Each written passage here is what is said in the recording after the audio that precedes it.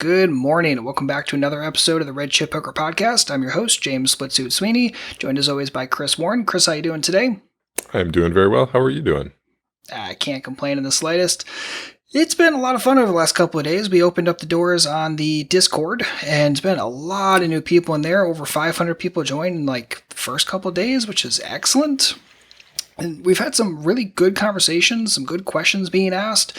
And today I want to talk about one that you've been fielding a lot, both kind of forums and Facebook group and now the Discord, and talking about when to use GTO. This is obviously one of those hot topic things that everyone's kind of been talking about for the last couple of years, really focused in on GTO. And then there's some camps that are like, yeah, GTO everything. And some that are like, yeah, never GTO.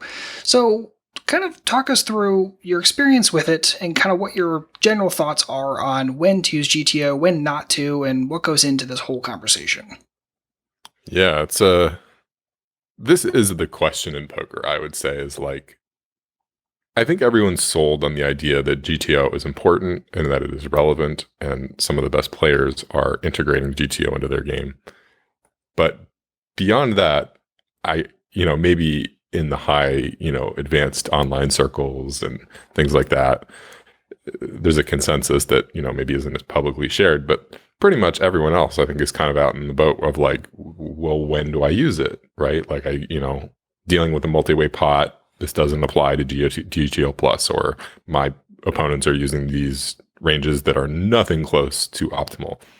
What do I do? And I just, and at the start of the Discord, it started sharing some of the work that I was doing personally, just to kind of get the conversation going, and sharing GTO plus screenshots of just oh, this is the range in this situation. And we just got an overwhelming number of people saying hey, what are you doing? Is this something I need to be doing? And just all questions around how do you use it, which is totally fair. And I started just kind of putting together what I thought was the cutting edge, and it turns out it's pretty dang complicated, and it makes a lot of sense why people really struggle with this. So maybe just to kind of give an overview, let's talk about what are the approaches to poker that I think successful players use right now. And number one, I would say, is the GTO approach. It's I was listening to Mr. Polk talk on a post game interview from the match with Daniel, and he was kind of comparing himself to his old self, and it went something young Doug had ideas about how to play and what was happening, and old Doug is a beaten man who just does what the robots tell him to do. And I thought that was so fun, but you can really see his approach is just I'm really only trying to get as close to the solver solution as possible. That is it. There is no other thing that I'm trying to do. It's strict adherence to this.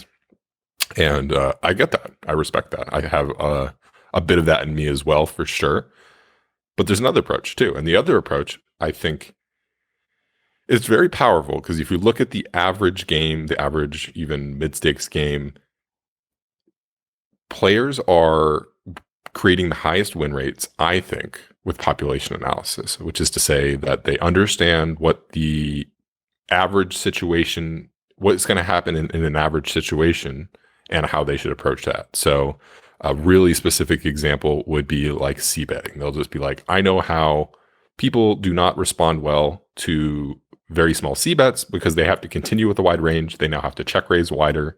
They don't handle this situation well. Therefore, I will use a small C bet, not because it's optimal or perfect or can't be beaten, but because I know my opponents simply will not do this, because then there's some durable reasons behind that.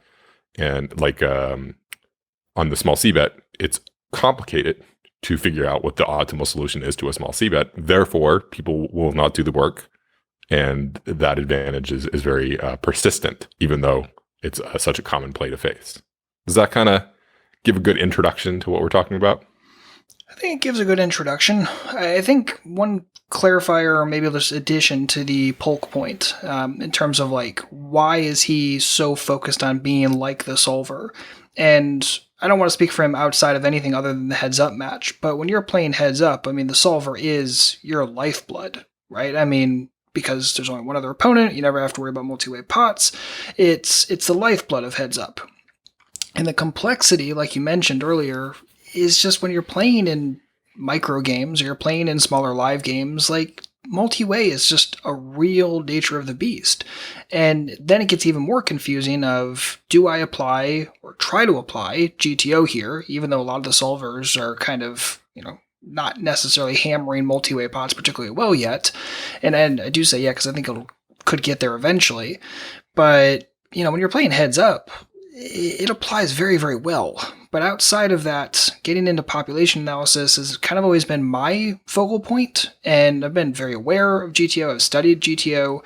We continue to work on GTO stuff, both behind the scenes and also in stuff we're creating, and it's powerful, but it's very, very different than population analysis and kind of the purely exploitative route, to say the least. Yeah, and I think the really fun thing is that when you really dig into it, it's actually not even a black or white thing. You can have a lot of gray area. For example, I was just looking at a standard situation the other day. You raise on the button with king queen off, and the small blind 3-bets you, and you have generally a pretty standard call there. And what I did is I ran a 9-5-4 flop with a flush draw for a lot of different ranges for the pre-flop 3-better, like a super nitty one, a super wide one, a GTO range. And what was really interesting is I noticed is that the continuance range for our button hands, not just king queen, but just our button hands, would change about like 5% to 10%. Or sorry, 5% either way, so a 10% range. Yeah. No matter what they did on that flop, with like having a tight range, having whatever. And this is assuming that they handled their range appropriately, so they would get a GTO, because I was running this in GTO plus, so they would get a perfect betting strategy with their wild range, but which of course isn't real, but it's fascinating. I mean, it's just fascinating to be like, oh, it doesn't really matter. Like, I'm going to be, at least on this flop decision, I'm going to be close to what the optimal is. And it's just like, so why am I putting all this effort into memorizing, complex ranges and continuance when, maybe it's just all the same? Gets a little weird. Yep. It definitely gets a little bit weird. And it kind of reminds me of the way that I started studying once I ran into Flopzilla. So when I first got Flopzilla, it would be a situation where I'd run a hand and study it the way that the hand ran out. And then I would say, okay, I'm going to change like a bunch of different factors, but only like one part.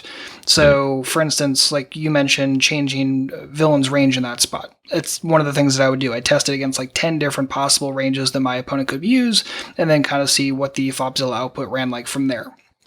And then I would say, okay, we'll hold a range constant and then do like 10 different flop textures and then change it with slightly different blockers in my hand, whatever. And from there, I was kind of taking all these little pieces, not to memorize them, just to kind of get this broad view of saying like, okay, this is what this spot looks like and this is what that spot looks like. And I have this kind of like mental database of spots that I've explored and studied. And it was helpful, but it was helpful kind of brute forcing it. Whereas when I'm hearing from like the GTO exploration that we can do with things like GTO plus or more complex GTO tools, is we can study that stuff way more aggressively and much quicker and much more powerfully, rather than just I'm going to explore a single hand within my range, rather explore the entire range. And I think that's really where a lot of the power can come from when it comes to looking at the solvers, rather than just trying to memorize like how to play a single hand in a single spot, which isn't particularly useful from either the GTO point of view or from the exploitative point of view. I think you really nailed it, is that the number one thing I think people need to understand about GTO, and I don't think this is optional for poker in 2021. If you want to be good at poker, you have to understand this. You have to understand that you are playing a range of hands. You are not playing your hand. And I think that's the number one thing that GTO will teach you. And using GTO ranges and looking at a GTO plus solution is that you will see you need to figure out how your range of hands plays. And if you can do this with, the other basic fundamentals in your game, you can demolish small stakes for win rates that people probably don't think are possible, in my opinion. And you probably don't need to go too much further than that. If you can just generally apply, like with I would say the basic fundamentals that we teach in core and pro, with the c betting sizes, with the having aggression in your 3-bet range, having basic value betting in your 4-bet, like you don't have to get really fancy. If you can integrate that, I mean, any small stakes game you are going to be the biggest winner. You will have a high win rate as long as players, are playing reasonably on the looser side. And that's it. Now,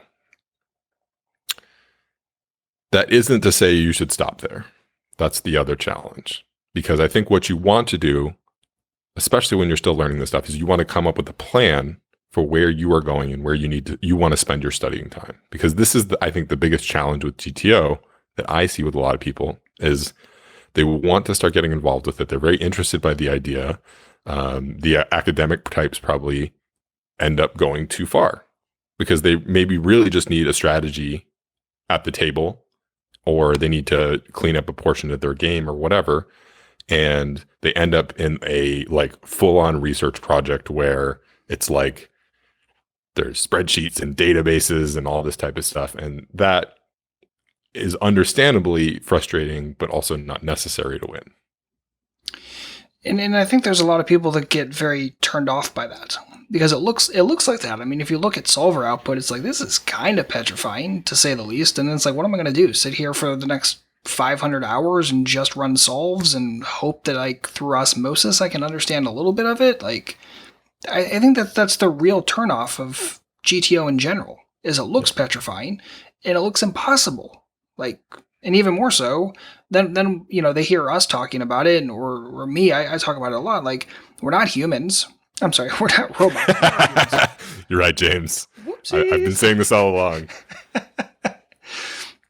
Right, so we're humans. We're playing against other humans, which means we're not playing GTO perfectly. They're not playing GTO perfectly. And it's like, so I'm going to spend all this time and effort trying to memorize how the robot's going to play perfectly, and I'm going to play perfectly against it. Like, I think that's the real turnoff point, is it doesn't seem like it applies, and it seems like it's just going to be like way, way, way forever until I can learn any of this and implement any of it. So for someone who's feeling like that, let's be honest, like from what I've seen in the Discord so far, it seems like there's like quite a few people that are kind of like right on that line where, they're looking for a nudge one way or the other. Like, either convince me to spend the time in GTO or just let me know that I don't need to do it.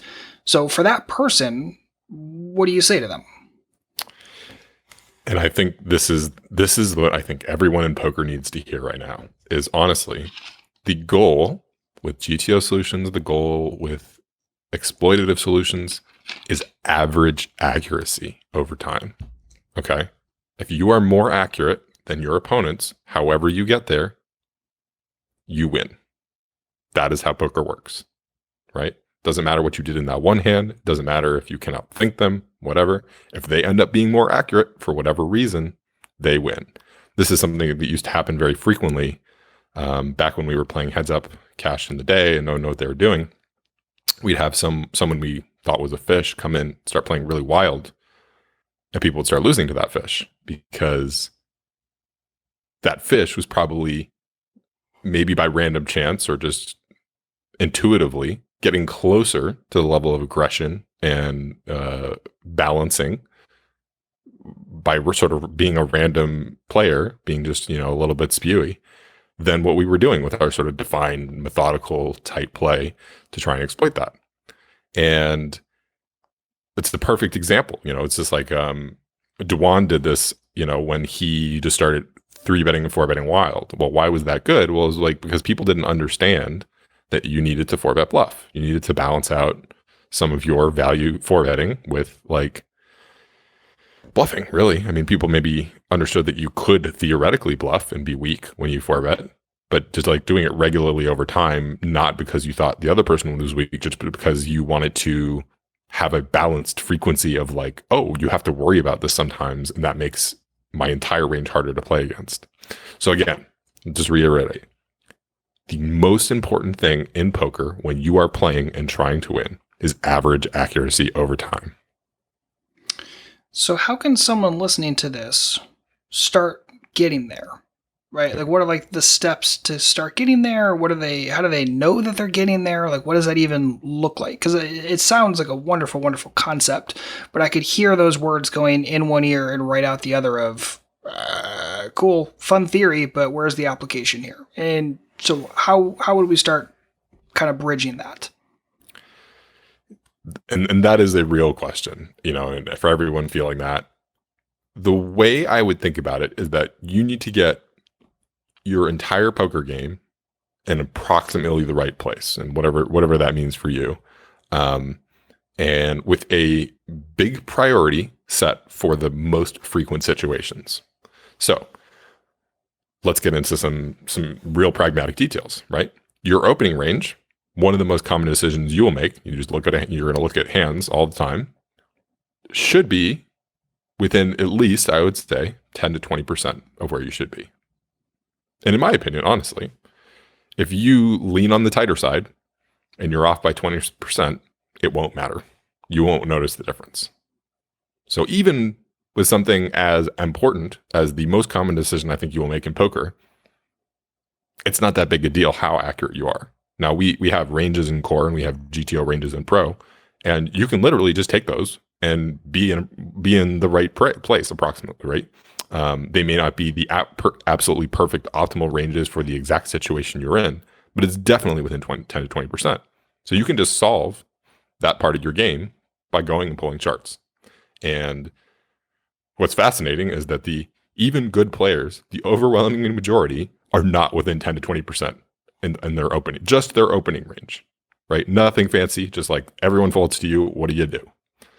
So yeah, that's the opportunity. When I say it's like, I think you learn these basics, you get in approximately the right place, you win at small stakes, no problems. So that's kind of what's going on there. And then, just going down the stack, like you need to have a reasonable 3-betting range. It's very important. Other people will open raise. You need to be able to 3-bet relatively aggressively, but also with a tight range. And it's so funny you say that, and then I know there's going to be a couple people that look at, say, the 3-betting ranges in pro, and it's like, that's not tight. But I think tight is such a relative term, and I think that's why sometimes where this conversation gets even stickier is like we use words like tight, or we use words like loose, or we use words like aggressive, and sometimes they mean different things to different people. So if you have no idea what tight looks like, I mean, if nothing else, starting with the core ranges, I think is a good starting point. So you can say, okay, like this is, because those have been baked with GTO as a foundation, but looking at, okay, where are these going to be used? Who's going to be using them? Let's make sure that they're as solid as possible. Yep. That would be a very, very good starting point. And then you can say, okay, that is considered a tight, good, solid 3-betting range, not just kind of floating out nowhere land like what is tight, because some people are going to see that and see something like ace queen in there and they're like, yeah, that's pretty loose to me, right? Like, right. It feels loose, but again, we're trying to get closer and closer to what is correct in this situation, closer and closer to precise, and we can say that very explicitly.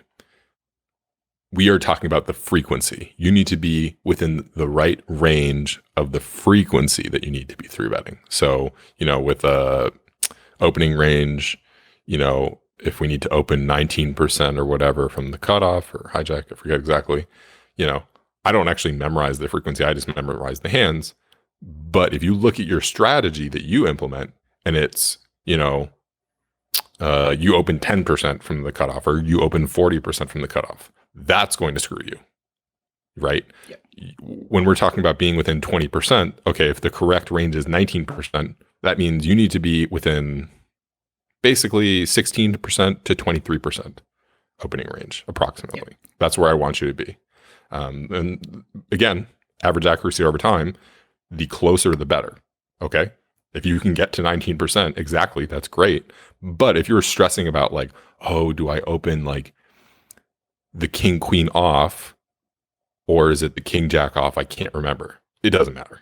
That doesn't matter, because at the beginning, if you're struggling with that type of decision, you need to be applying that effort elsewhere, right? Because if you're worried about king jack off and, like the cutoff or the hijack or whatever,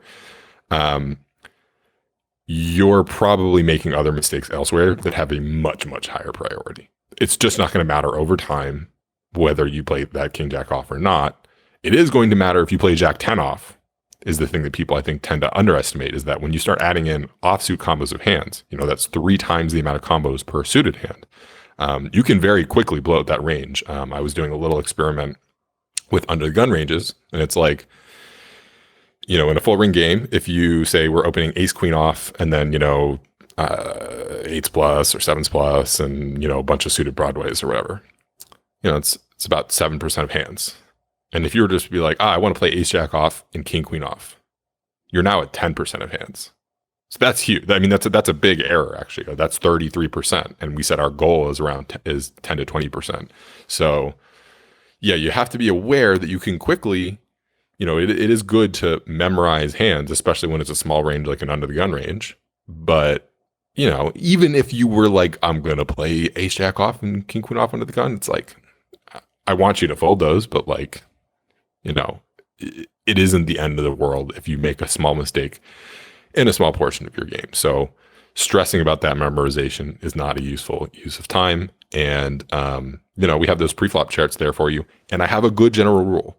If you're ever concerned, just play tighter than you think you should.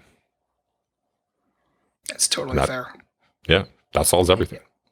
Well, I was going to say, except for a small portion of like the OMC types, which probably the exact opposite. But yeah, I think for 90% of people listening to this, for sure, I think that's exactly the right idea.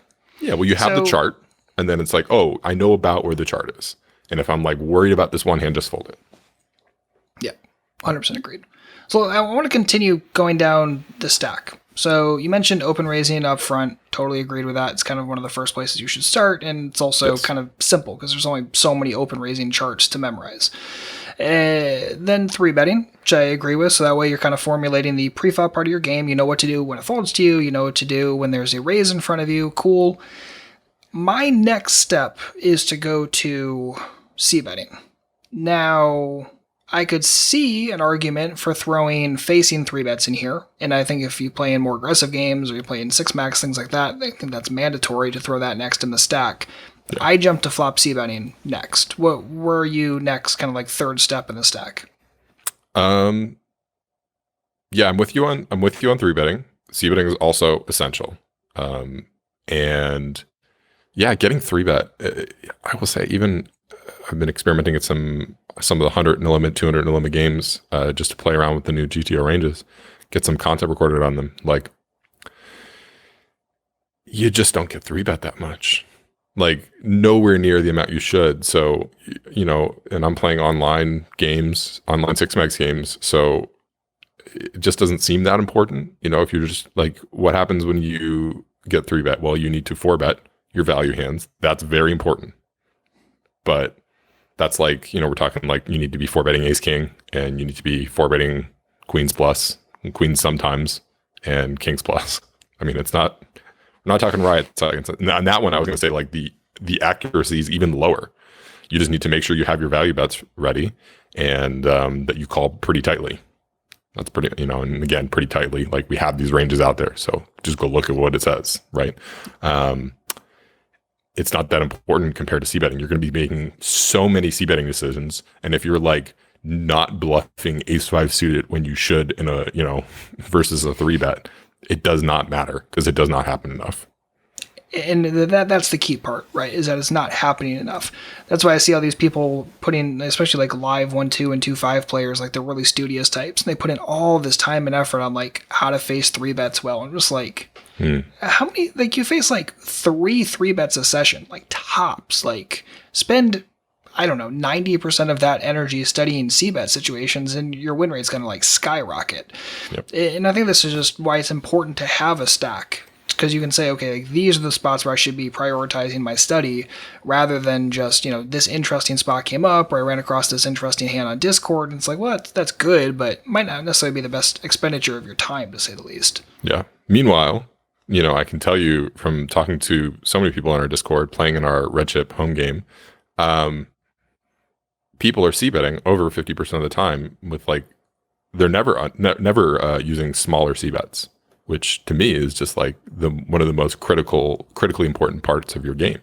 And that disparity, that's what we're talking about. You need to be focusing on the parts of your game that are going to have a huge impact and be extremely frequent. And the ranges are kind of ancillary to that. And we know almost every small stakes player, almost 99% of small stakes players are nowhere close to the fundamentals that will not be that difficult to implement.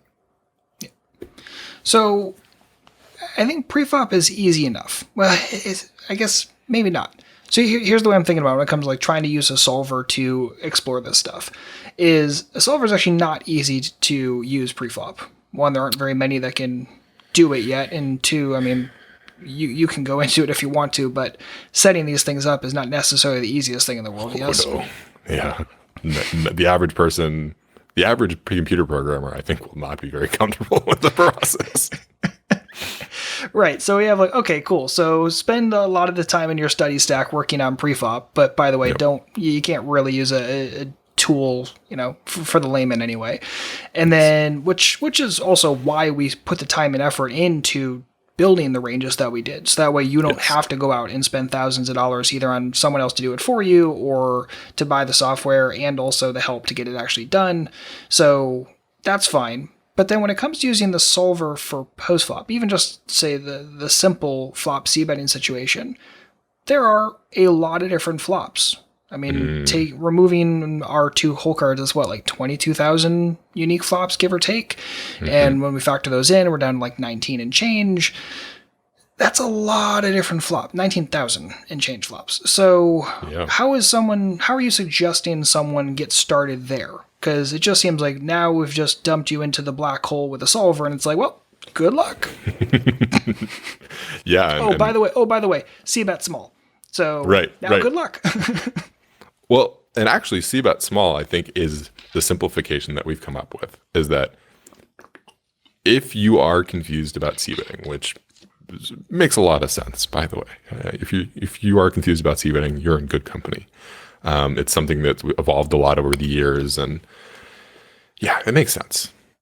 One of the things I think we can simplify is that when you are in position, we know if you make a 30% size c-bet and you were to do that on 100% of flops, it wouldn't be that big a mistake. I think we've run GTO comparisons, and again, this is not the real world, but you're giving up fractions of a tenth of a BB. When we're talking about that, I think it's typically about 5,000ths of a BB when you're talking about making simplified checking decisions. Now, in the real world, that will actually play out to be much more. And you do want to look at your c-bet range and add, let's just say that if you're confused, just bet 30% in position, and that will take care of a huge amount of your decisions. And c-bet 30% when you 3-bet and get called. And what else? Out of position, you should be checking a lot. There you go. There is your super simple c-betting strategy, and we can just give that to you right now. And I would add, there's a nice little sort of slider that can work in your head, where when the board is favorable for your range as the raiser or caller or whatever, if it leans in your direction. So what do we typically think of? So if I raise and you call out of the big blind, and the flop comes, say, ace king 2, right? Or ace king, let's make it ace king 9, right? You are at a massive disadvantage in the big blind there. And the reason I'm using ace king 9 is because you should be 3-betting ace king, and now that board has ace and, or you should be 3-betting ace king, aces, kings, probably 9s sometimes. So you are now at a massive disadvantage because I have all the strong hands and you have none of them. So this is an extreme example, but when you're in that situation, people think, I have the advantage. I should bet big. And it's actually the opposite, because what happens is that you have very strong hands, and you also have lots of hands like Queen Jack and deuces and 10-9 and Jack 10, all these type of hands that you would have open raised that you also want to make money. So again, we play our whole range. So just bet small when you have a big advantage. Bet 30%. Keep it simple for across the board. And when the board comes, say, trying to think of the best board for a big blind call range. Let's say the board comes, let's say we raise from like middle-ish position with our open range, and the board comes deuce, deuce, 9. I'm not sure if this is exactly a bit of advantage. Another common example would be like 9, 8, 7 or something with a flush draw. Yeah. But anyways, the point being that like you will have 100% of the strong hands in your range. You will have an advantage on the sets or the paired board. The 9-2-2 board, you'll have more twos in your range because you're flatting ace 2 and probably king 2 out of the big blind and things like that. When you have an advantage that leans towards the big blind, you're going to want to check a lot more. Like you just don't need to see bet as much in general, and you're going to want to bet bigger because you're checking more hands, and therefore the hands that you are betting are very strong, and you need to make the opponent's strong range pay a lot of money to continue at that point. If you bet small, you're not betting appropriately. So I know that was kind of a complicated example to walk through, but just imagine the slider of like, this is a good situation for me. I tend to bet smaller, hoping my opponent will continue, and that my average, all my holdings will tend to profit on average. And bet bigger when you're on that 9-2-2 board. Like you don't need to bet king queen very often unless you have like the flush draw or something like that. You don't have to bet it as much, and you'll check back more. But when you have tens, when you have aces, when you have ace 9, you want to bet a bit bigger, right? And Yep. That's something that I think it's a challenging idea to internalize. But if you start looking at it over time, it starts to make a lot of sense and it starts to feel right. And you can very easily prove that in the solver as well. So you can get a lot of software support with that. So that's a very important idea.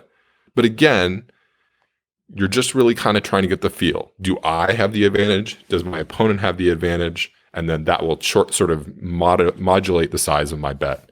And you can apply this on every street, in every situation, post-flop. It's one of the most powerful ideas. And again, I understand it's a complicated idea, but your goal is just average accuracy over time. Your bet sizes don't need to be perfect. You just want to think, if I raised pre-flop and they called, I have a lot of overpairs here, and that's about it. And they could have a lot of strong hands. Well, okay, then I'm just going to bet bigger and check more. So, it's a real... Yeah, I know people have challenges with that, but I think it's a very important one to work through, and you will get a lot out of it. And you don't have to be perfect. It's the important thing to remember. I think that's a very nice reminder. And let's just kind of play with it for a moment. Yeah. So let's just say that we wanted to attack the 9-deuce-deuce board from the exploitative point of view. And I'm bringing this up mostly actually to highlight where the power in GTO is, and just kind of having this like baseline strategy that you've studied through. You got to have some simplifications in your back pocket in terms of sizing and frequency and the way you want to work that. But if you were playing this 9-deuce-deuce spot and you're doing it so from like a purely exploitative point of view, you're looking at the big blind after they check, and you're in middle position and deciding what you want to do. And you're saying, okay, how often did they hit or miss this board? How often, when they miss, are they likely to check raise me? Are they likely just to check fold every single time they whiff? And you might find tons of spots where they're just like folding 80% of the time after they check at this spot. And you absolutely print by betting all of your air for doesn't even have to be a large number. So when you hear that, and that's, one of the first things that always crosses my mind is, why not let that be the end all of the conversation. And I think part of it is, one, you will probably not have tons of information on the big blind. You're not going to really know exactly how they're going to handle this board. So you're taking an estimate at 80%. If you have the information, right, and this is where kind of the player pop analysis stuff really comes in, right? If you're like, okay, like this player definitely is making this strategic mistake here, I can punish them by just completely unleashing and just bluffing everything. That's easy and profitable, but it's also very easy to go too far one way or the other. You're going to have a very difficult time figuring out when the hell they've adjusted, right? And now all of a sudden, let's just say they started check raising 25% more often in that spot for whatever reason. What are you going to do? You've kind of already committed to, I'm going to bet fold all of my air. And at what point do you get absolutely annihilated in their adjustment? Does it take 4 examples? Does it take 30? Does it take 100 before you're like, oh, wait, this person's check raising too much here? Like, you put yourself into the guessing game heavily, and it's very difficult to monitor it and keep a good, firm hold of what their frequencies actually are. So you have 2 different options, right? You can try to go that route, or you can say, well, I have kind of the GTO stuff in my back pocket. You know, it's simplified, sure, but it's usable. And all of a sudden, like, the amount of brain energy and process energy that has to be used for this single spot is now way more in your favor. You just do the basic thing versus trying to think through this entire thing and also trying to hope that they don't adjust too much in the way that really, really screws you. Yeah. Yeah, and remember, it's like we get to exploit the population. You know, if I'm c-betting too frequently by 10 to 20%, because, you know, if it's okay to c-bet 80% of the time in the average situation for 30% pot, you know, we're only off by 10 to 20% at most. You really aren't going to face a single opponent exploiting you that frequently, right? It's just not the most common thing. Like you might end up in a live game, I guess, where the big blind's super loose and they might come after you. Like, that's about the only time you're going to like repeatedly be in the same situation, right? If you're playing online, playing a couple tables, the percentage of so it's just like people spend so much effort on getting making their c-betting frequency perfect and worrying about that, probably because they got in a hand, in my experience, where they did get exploited, where it's like they saw after the fact that like their opponent came after them, they showed them a bluff after check raising the flop or whatever, and they're like, oh my God, like I got pwned. And so this is where I'll just refer back to my rule. The goal is average accuracy over time. So it's like, you want to be accurate, and you want to be accurate every hand. But if you're inaccurate in one hand, it's not a big deal. And you have to really remember that. And so, yes, you know, I wanted to give you the general concept of like, okay, be aware that you can bet bigger and be aware that your range can be stronger and weaker and what's a good flop. So those are good ideas to start thinking about. But if you applied them very loosely, or if you're just like, well, I'm just going to look at the flop and be like, that feels good or that feels bad, and not be too accurate about it. And when it feels bad, just check sometimes and still be betting frequently. Like, you're already there. That's it. Like, you'll crush small stakes with that. If you're c-betting in position and then checking when it doesn't look great, like, you're close, you know, and compared to your opponents who won't be c-betting small, first of all, and then won't be c-betting nearly as frequently, like, you're way more accurate over time. That's it. And, you know, we do like to go down the c-betting rabbit hole. Is a valuable thing to understand well. But, like, you know, if you're struggling, remember, we're creating the stack. If you're struggling in any of these areas, you need to fix that first before you go too deep on c-betting. Get close. Yep. We'll probably just keep repeating that. Yeah, and that is one of the nice things about fixing up the preflop stuff, right? And that's why we have this stack, and it is ordered appropriately. Because if you have really, really bad preflop ranges, especially too loose, I mean, you're going to have a very difficult time reining it in properly and getting correct frequencies or even close to correct frequencies on your c-betting game. And then that's going to then trickle down to your barreling game, and then trickle down to your triple barreling game. And it may not seem like a lot. You may not get punished right this moment. And that's kind of one of the important things is like the feedback mechanism in poker can be really, really screwed up sometimes. Is you might have massive leaks in your game, especially from a frequency point of view. And by the way, we all do. You're fine. Welcome to the club. But the thing you have to keep in mind is as you play against better and better opponents, they're going to have less and less issues in their frequencies. Yeah. Less and less issues in their bet sizing. So you may get away with stuff today. May work just fine. Be very, very careful with that thought process as you're moving into new games, even at the same limit, as you're moving, say, from live to online or online to live, as you're moving up in stakes.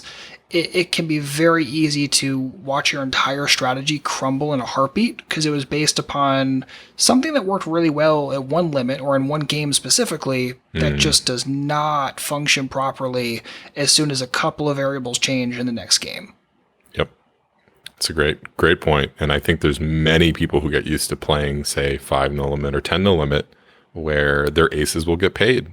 So aces, kings, etc. will get paid a lot every time. And they don't maybe realize that a lot of their win rate is based on that. And it lets them eschew some areas of their games like this that we're talking about. And yeah, so I think if we were to talk about our stack, the other element would be playing out of position for c-bets. And again, we're just talking about getting close. And if you get that right, if you're like not calling too widely pre-flop, because that's the most standard thing out of position, and you understand that you're supposed to check a lot of flops and protect your checking range very carefully. Let me see if I can think of a really simple way to think about it. You have to understand that when you're out of position, your opponent will always have the opportunity to put pressure on you. I think that's the most important thing. And by definition, that makes your hands, especially your hands without improvement value, much, much weaker. And you can sometimes mitigate that by bloating the size of the pot with the hands that you do continue with. But it means your average hand makes less money, period, and stop. And, the premise behind, say, defending your big blind is losing less, right? Because you already lose one big blind when you're in the big blind. So when you're playing a hand, you're just trying to lose less. That's the whole goal of the hand, right?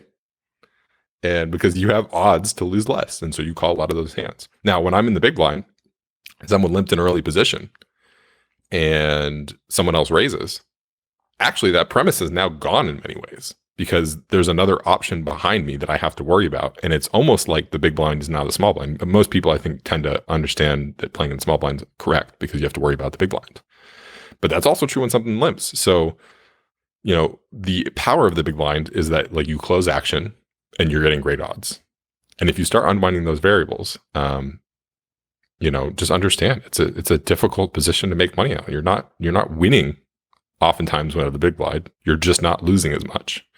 And if your opponents are making big C bets, which many players do at small stakes, you don't have to continue that wide.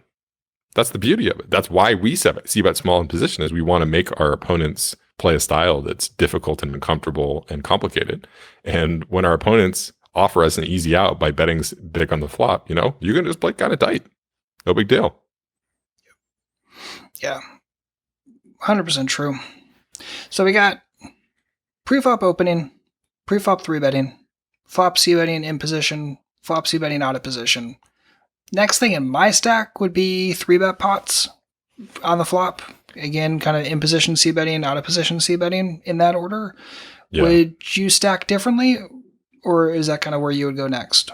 3-bet pots are huge because 3-betting is one of the biggest potential exploits, I would say, that you bring as a thinking player to a small stakes game, and being more comfortable in that pot that's created after the flop. The amount of profit in those pots in small stakes games is unbelievable because they're calling with too many hands, and you should have a nice tight range and you can play it really aggressively, and they will fold too much.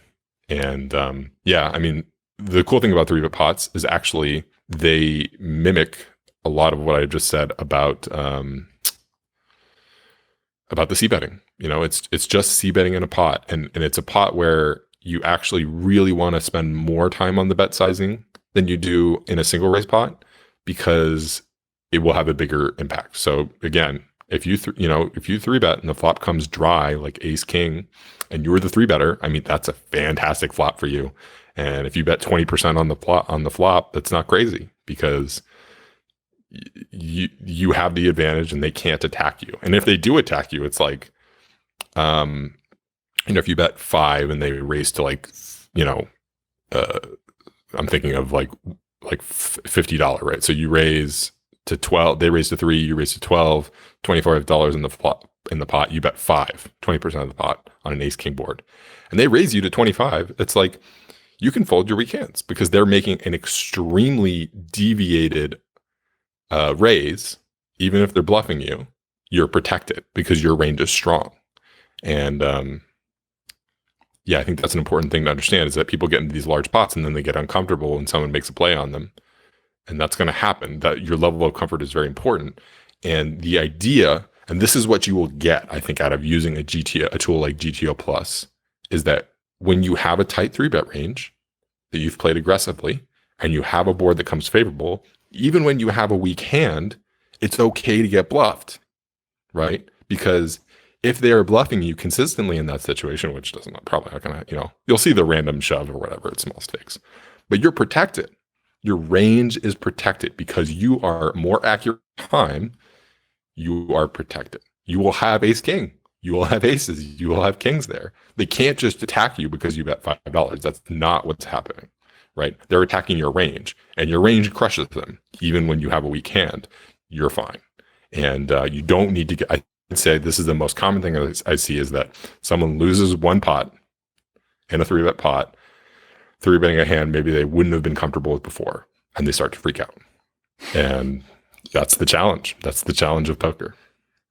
And that's that feedback mechanism I was talking about earlier. I mean, where it's doesn't, just because you 3-bet it properly and you end up in a losing spot or a rough spot on the flop or a rough spot on the turn, whatever, doesn't necessarily mean the 3-bet itself was bad pre-flop at all. But like, trying to get your brain to understand that, especially in real time, can be extremely difficult.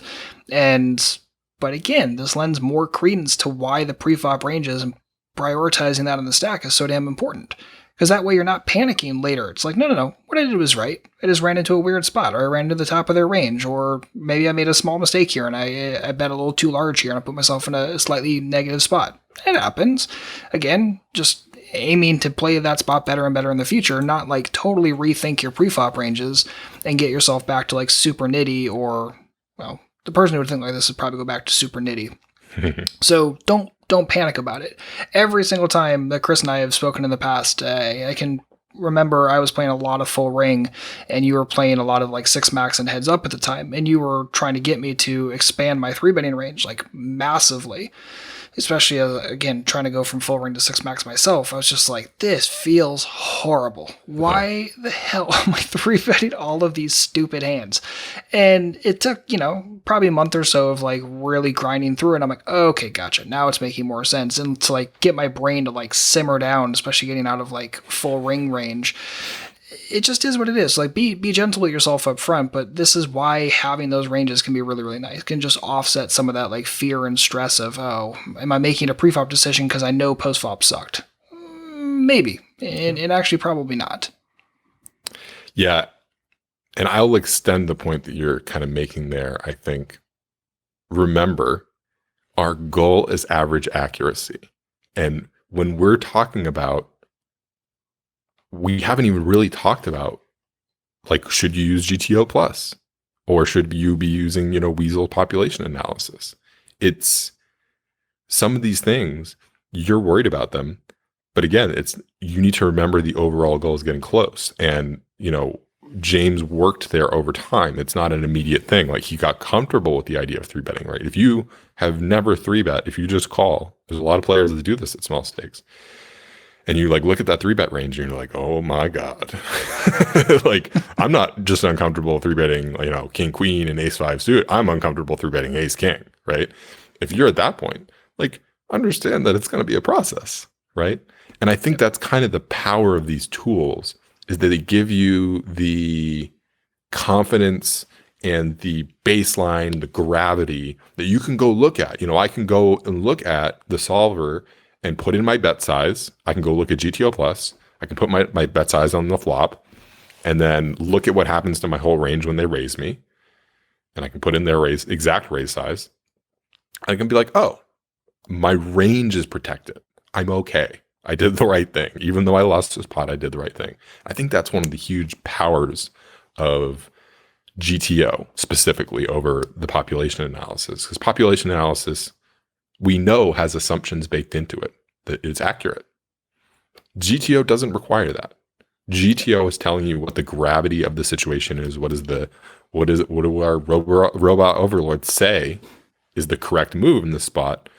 And it can give you the confidence to kind of push through and have that comfort knowing, okay, my play was protected even though I lost, and help you work through that. And I think that's actually one of the most powerful things. And it's probably the number one way that I use GTO Plus is I play a hand, I pop it right in, takes, 5 minutes to run, it can take a while to build out, but it takes 5 minutes to run. And then I get to go look at how my entire range played and see where my hand stood in that. And if I was off and I was like kind of close. And actually that's really what I look for in a GTO Plus solution 90% of the time was my logic for my entire range in the right place? Was I on average doing well? Or was I really off base? And by the way, poker's complicated. You're going to be really off base sometimes. And that's actually one of the big learnings that you'll get from GTO Plus is when you plug something in and you go, oh, I was bluffing there a lot and maybe I shouldn't be. But maybe you should be. Like it doesn't tell you that you necessarily did something wrong. It's a tool to help you see the pure, raw, mechanical perspective of the game. And that doesn't mean that if you thought you should bluff a lot, and maybe the population analysis would indicate you should, that you were wrong. And I think that dynamic is very important to understand when we're talking about should I use GTO or population analysis. Again, our goal is average accuracy, and these are both tools to get us closer to average accuracy. And we have to understand that learning poker is a process, and you will not arrive there immediately. And you kind of have to remember with that goal in mind, I will use these tools, but they will not define my play. Yep.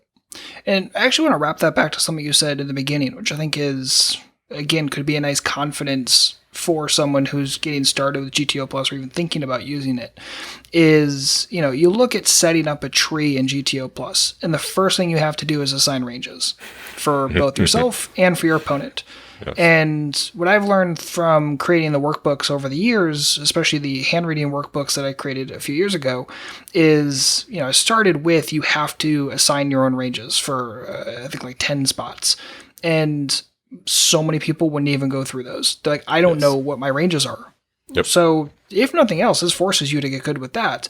But it also forces you to work on your hand reading of your opponent. And the wrapper to what you said in the very beginning up front is you said, even if we're running the same spot against a plethora of different ranges, it's not like night and day different, the overall analysis typically. So, don't panic if you're like, I'm not a good hand reader, or I don't know exactly what my ranges are right now. Well, okay, well, start by trying to apply, our ranges. Start with that first. So that way you already got your pre-flop ranges right out of the way. Perfect. Done. Then say, okay, what if my opponent was using perfect ranges as well? Or our ranges. I shouldn't say they're perfect, but they're damn good. So try that. And then also say, okay, well, what if they're a slightly different player type? Then what? And again, you're plus or minus a few, you're still in the ballpark. You're still totally usable. It's not like you're talking about analyzing something that's never ever going to show up, or a range that no one's ever going to use, an output that's never going to be there. Again, get in a ballpark, get comfortable with running a few, and then you start seeing the bigger picture slowly but surely. At first, it's going to feel weird because you're going to run through a tree and be like, I don't know what the hell this is telling me. This is cool. It looks real fun, but I don't know what the hell this is. Don't stress about that. Ask questions as you get them, but as you poke around through it more and you apply some logic, you have a poker brain, you're going to at least be able to look at this and say, I think I might know what's going on here. I think I might understand why the solver is favoring this or that, or putting a really high frequency here or not.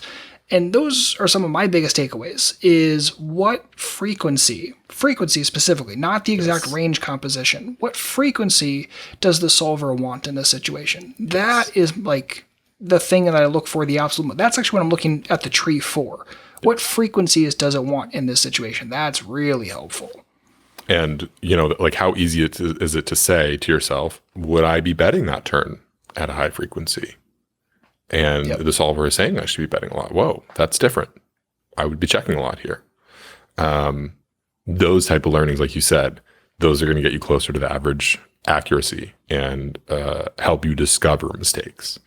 And I just think it's so funny that we had, a long conversation about should you actually use GTO? And for most people, the answer is like, you need it integrated, you need it accounted for, but you may not need GTO Plus just yet, or maybe you just explore with it in very light ways. I think a lot of people get caught up. Someone was asking me about, well, should I be running it overnight so it, can crunch out all the flops in the situation? It's like, oh, that's just too much. If you're worried about these, the foundational stack that we kind of outlined, like it's too much to be running every flop in GTO Plus. You need to focus your study time a bit more in ways that's going to get you more accuracy in a more pragmatic, quick way. That said, there is a whole fun, interesting conversation about what ranges do you use in GTO to get the right solution and the right accuracy, and how does that impact you over time? Because that's actually one of the most interesting things. But I think it's probably a little too much for this conversation. If you guys are interested in that conversation, actually do give us feedback, because we pay attention, and I can absolutely go through and explain to you how to use GTO Plus and how do you create ranges and use ranges that will stack up over time. We could even put together resources so that we could hand those over to you directly for like our raw Munker solves that you could literally plug into GTO Plus, etc. But yeah, just give us feedback. Let us know. What are you looking for from GTO Plus in your game? Are you more in that like, oh, I need help getting to the fundamentals? Or are you more in that, no, I'm ready to use GTO Plus and I want to really get expansive? So tell us more about that. Yeah, definitely looking forward to that. And you can jump in our Discord and let us know exactly what you're thinking, or hit us up on social, wherever. We are pretty much everywhere at this point. So let us know what you want to see more of. And like you said, we can either do that more in podcast form, we can do that video form, we can do that everywhere. So just let us know what you want to see more of. Chris, any last minute thoughts on the conversation of where does GTO kind of apply and where should we be using it? No, I really think we covered everything. I don't want to open up Pandora's box into the next one, but I am really curious where people are at. So please do let us know. Indeed. Excellent. Yeah, I think this was a good one. Again, looking forward to hearing what everyone's feedback is on this. If you need anything at all, don't hesitate to let us know. Otherwise, feedback as always on Discord is much appreciated. And we'll see you back next week with a brand new episode. In the meantime, good luck out there and happy grinding.